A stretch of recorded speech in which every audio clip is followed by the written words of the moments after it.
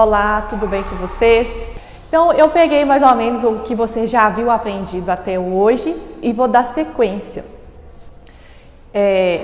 A matéria que eu vou explicar para vocês hoje é sobre modos verbais. Então, nós temos alguns tipos de se expressar. Então, na verdade, o modo verbal é mais relacionado com o sentido do que com a estrutura gramatical. Então, os modos verbais são as formas que a gente tem de se expressar melhor. Então, nós temos 3 modos verbais. Os modos verbais, eles se dividem em indicativo, subjuntivo e imperativo. Então, eles indicam as maneiras como os verbos se expressam. O indicativo é o primeiro tipo, depois nós temos o subjuntivo, depois nós temos o imperativo. Ele exprime os fatos certos, coisas certas. Então, nós temos um exemplo aqui, ó. Discursa muito bem. É um fato certo. O fato da pessoa discursar. Nós temos aqui o verbo discursa. Depois, no modo subjuntivo, ele exprime desejos, possibilidades, dúvidas. Então, é um fato duvidoso. Aqui é um fato certo. Aqui é um fato duvidoso. Talvez discurse bem esta noite. Então, olha, observem para vocês verem. Apareceu talvez aqui, que é o advérbio que dá a ideia de dúvida, e aí logo depois tem o verbo discurso conjugado no modo subjuntivo. No último, nós temos o imperativo. O imperativo, ele exprime ordem, pedido, exemplo. Então, nós temos aqui como exemplo, discurse como ele. Então, observe a diferença, ó, discursa muito bem, fato certo. Talvez discurse bem esta noite, um fato duvidoso. Discurse como ele. Então, está dando o quê? Exprimir um pedido, uma ordem. Então, basicamente, os modos verbais se dividem nesses 3 tipos. Olha, eu não sei se vai ficar muito bem para vocês visualizarem, mas observem só o que eu vou falar então. Aqui nós temos os 3 modos aqui, ó, o indicativo, o subjuntivo e o imperativo. O indicativo, ele se divide ali em 6. Ó, pode ser presente do indicativo, pretérito perfeito do indicativo, pretérito imperfeito do indicativo, pretérito mais que perfeito do indicativo, futuro do presente do indicativo e futuro do pretérito do indicativo. Então, nós temos esses tempos verbais. Por exemplo, tem um verbo na frase. Aí eu pergunto qual tempo que ele está. As pessoas classificam em tempo presente, passado ou futuro. Só que a gente usa o passado com o nome de pretérito, tá? E dentro disso nós temos as suas ramificações ali. Então vamos lá. O primeiro exemplo, ó, ele consegue, está no presente. Ele conseguiu, no pretérito perfeito. Ele conseguia, é o pretérito imperfeito. Pretérito mais que perfeito, ele conseguira. Eu conseguirá, né? No caso ali, tá faltando triste. E ele conseguiria. Então, observem aqui que essa primeira parte aqui, todas se referem a um indicativo. Como que a gente vai conseguir decorar isso, ou memorizar isso, aprender de verdade? É só mesmo com exercício, tá? Então, o subjuntivo, ele também se divide em 3 tempos verbais aqui, ó. O presente, o pretérito imperfeito e o futuro. Então, que ele consiga, presente. Se ele conseguisse, pretérito imperfeito. E quando ele conseguir, que é o futuro. Então, o indicativo ele tem mais tempos verbais. O subjuntivo só tem 3. E o imperativo ele não tem tempo verbal. O imperativo ele não possui essa divisão de tempos verbais. E ele só tem realmente ali uns exemplos, ó, que é o afirmativo negativo, o imperativo afirmativo e o afirmativo negativo. Ó. Consiga ele, não consiga ele. Então, esse é assim, a ramificação básica dos modos.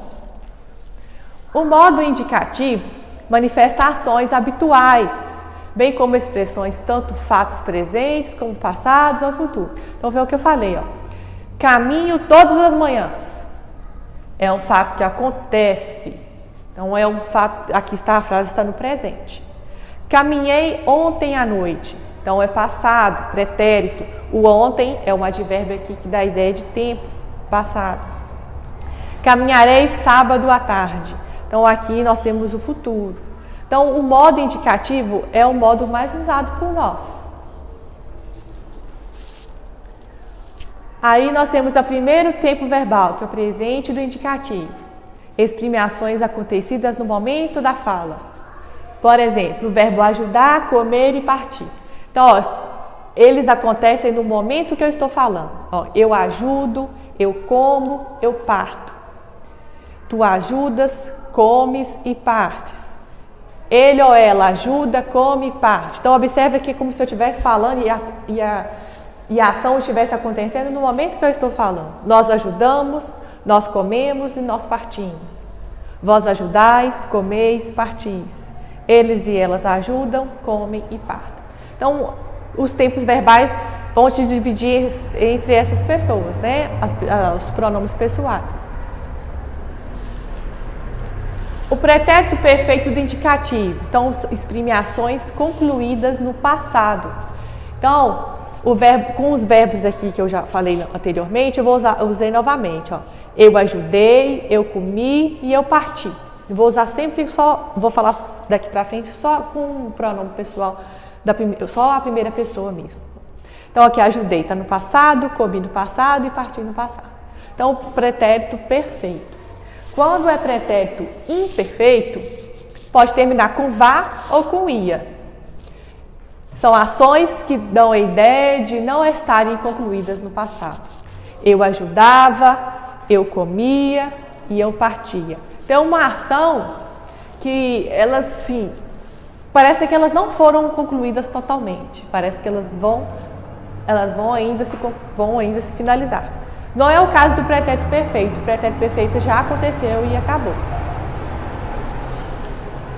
O pretérito mais que perfeito, ele não é muito usado, né, gente? Mas são ações concluídas há muito tempo no passado. Eu ajudara, comera, partira.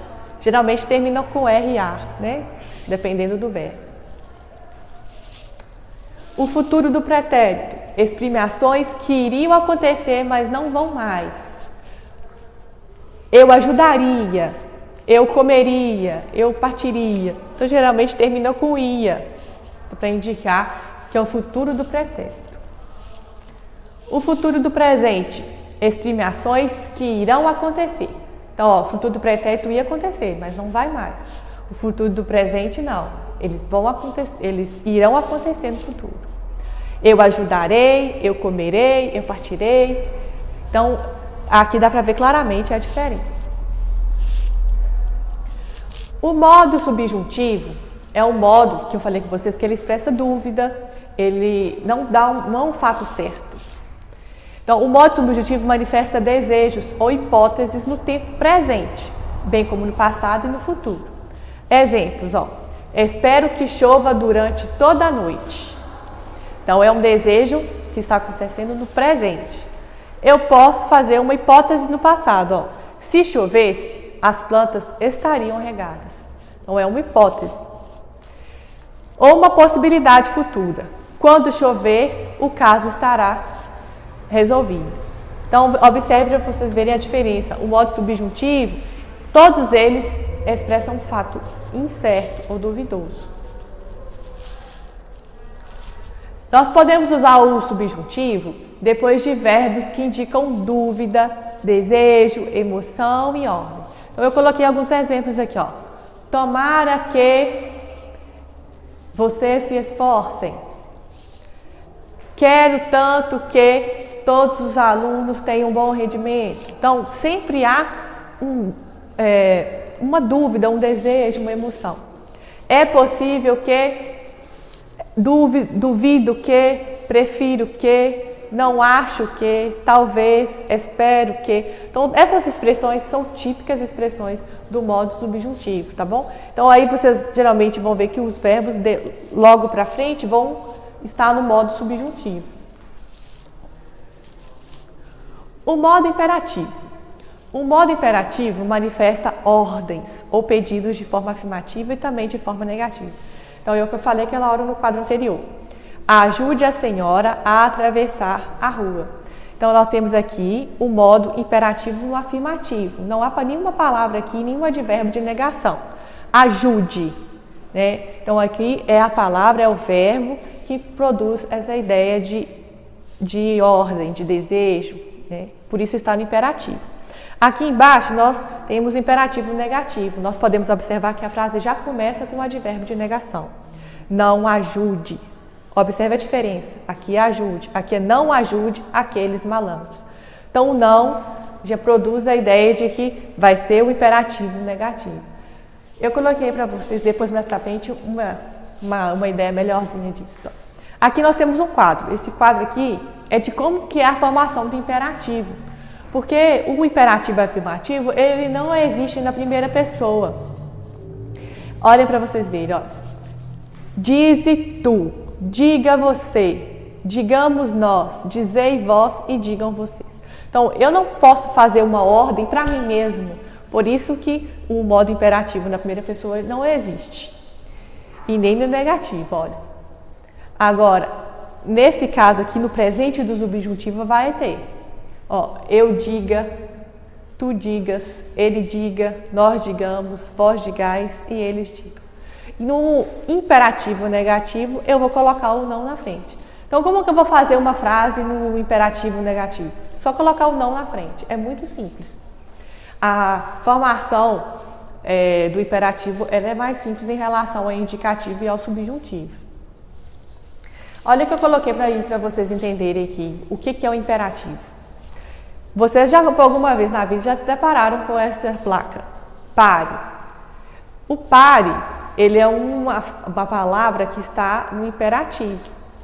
Está dando uma ordem de você parar. Se você não parar, pode acontecer alguma coisa. Então, você tem que parar.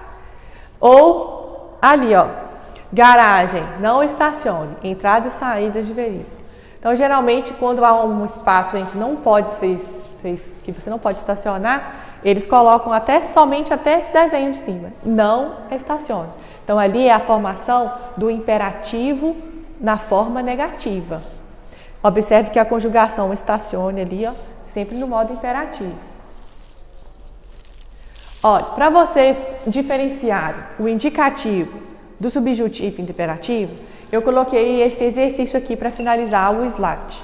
Então, eu vou explicar para vocês como a gente vai identificar esses modos verbais nas frases. Então, número 1, indique os modos verbais destacados abaixo. Suponho que ela esteja em casa. Só de você começar uma frase com a palavra suponho, ele já vai dar a ideia de que há uma dúvida ali. Se há uma ideia de dúvida, não pode ser um indicativo nem imperativo.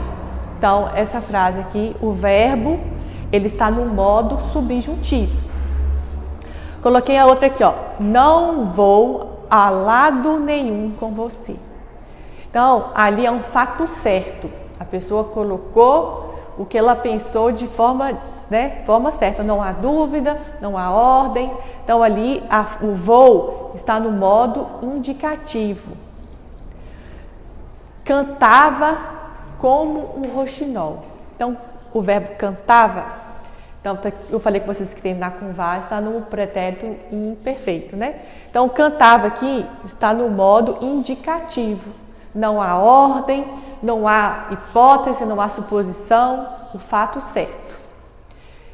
Continuaria se não lhe dessem atenção. Continuaria. Lembra que eu falei com vocês do futuro, que começou no passado, mas que não terminou? Então, é aqui. E não lhe dessem. Dessem, ele dá uma ideia de dúvida. Então, continuaria.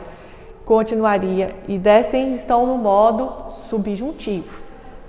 Se estudasse, poderia tirar boas notas. Há um se.